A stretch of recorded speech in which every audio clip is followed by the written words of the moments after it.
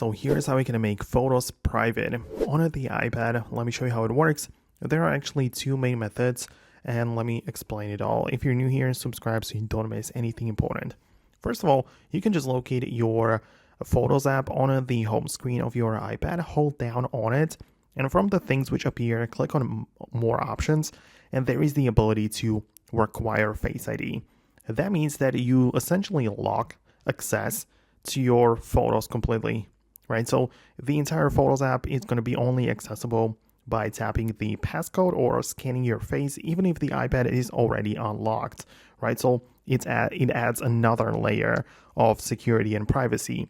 Keep in mind that it also applies to all of the other apps which have access to your photos. For example, photo editors and video editor apps which access your photos will also need the authentication to get to those images.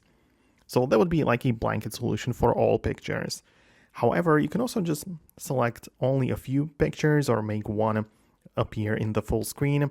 Tap the three dots in at the top right and click the hide option.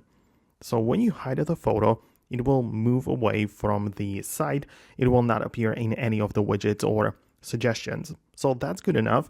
But when you go to the collections and then check out the hidden album, you can see that in my case, it's again locked with a passcode and Face ID. So, I made only selected photos private on my iPad, utilizing the hidden folder, which is actually a great feature. One thing though, your hidden album may not be officially or by default locked. So for that, just check out the main settings app, go to the apps at the bottom, then select the photos here and make sure that the use Face ID toggle is enabled, meaning that your iPad will lock the hidden albums. So that's all that you really need to know about it. Let me know if you managed to pull it off on your device. Hit the thumbs up and subscribe for more tutorials and videos similar to this. And I'll see you in the next videos as well. So thanks a lot and I'll talk to you soon.